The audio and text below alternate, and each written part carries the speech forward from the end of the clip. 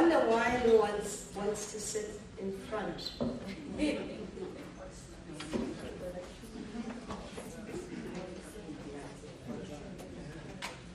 So, good afternoon again, ladies and gentlemen, and welcome to today's session, which is jointly convened by the National Business Initiative, NBI, and Harambee Youth Employment Accelerator, which we commonly refer to as Harambee. We're delighted that we have such a wide representation of economic sectors. I understand that we have representatives from retail, mining, manufacturing, photovoltaic, if I haven't mentioned you, construction. How can I forget construction? Construction. We also have representatives from plumbing. We also have representatives from different business associations. We really look forward to your comments, suggestions, reflections, and questions, and what we are about to share with you. But I think importantly, we want to invite you to join us on this journey that we have embarked upon. And I've taken the liberties here to invite you to agree to something that you haven't even seen. But we'll hear in a moment what the journey entails. I am Makano Morojele. I work for the National Business Initiative in the social sustainability area, where we focus specifically on measures relating to youth employability. The session today, which I said is co-convened and co-hosted by NBI and Harambee, is really a culmination of a number of years of working together in this area of enabling the transition of youth into jobs using a variety of vehicles, particularly using TVET colleges as one of those vehicles.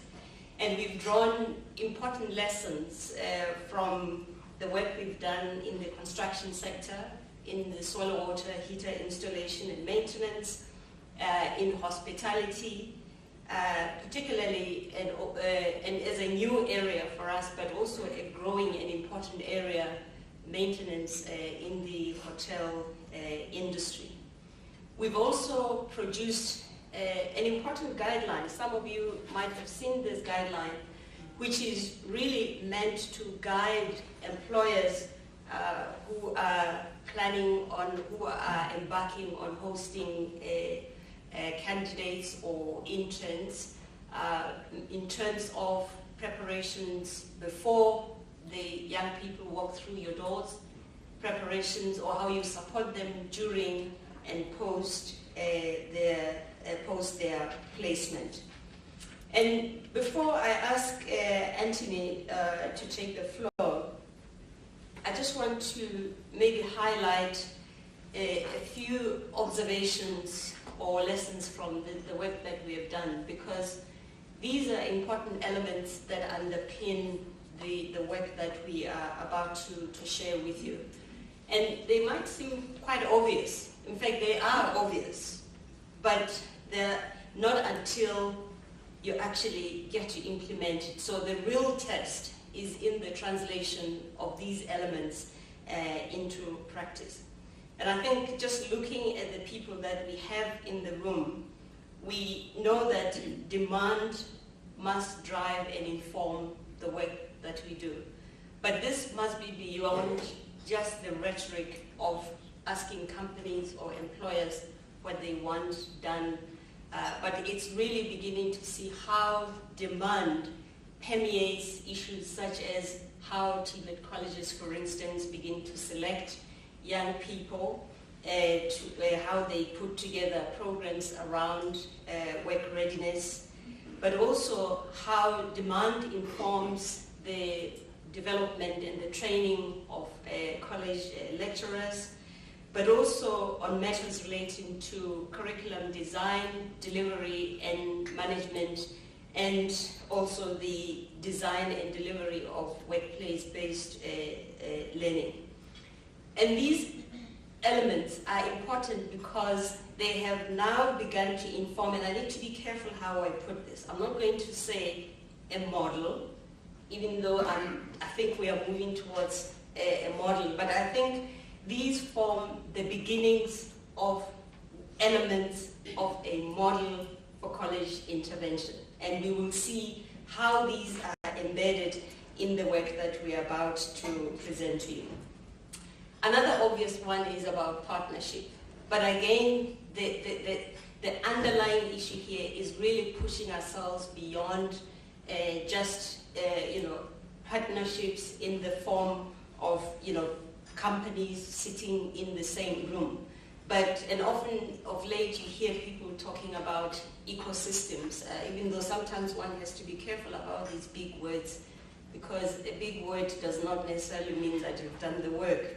But I think the ecosystem concept for me illustrates the fact that you really have to understand the problem, the totality of the problem that you're trying to address, and in the process identify key partners who can help address or solve the problem. Whether you have partners that bring funds, some bring knowledge, some bring expertise, some could even bring understanding of policy.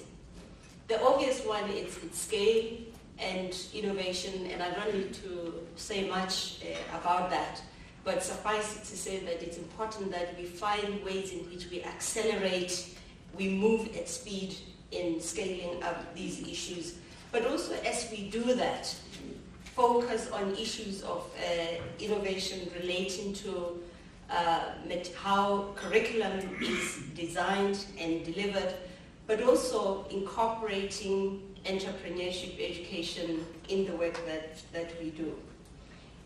I need to mention that we have been quite careful to build on aspects of skills development that work.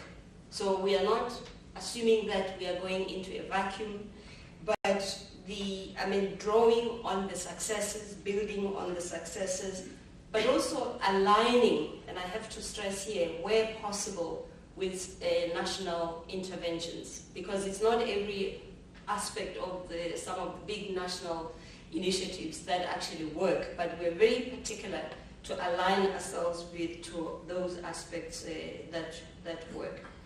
I can see that Anthony is itching to speak, so I'm going to give him the floor, but I think my bosses at the back have given me the instruction to remind you that as demand, actually we do everything because there's demand.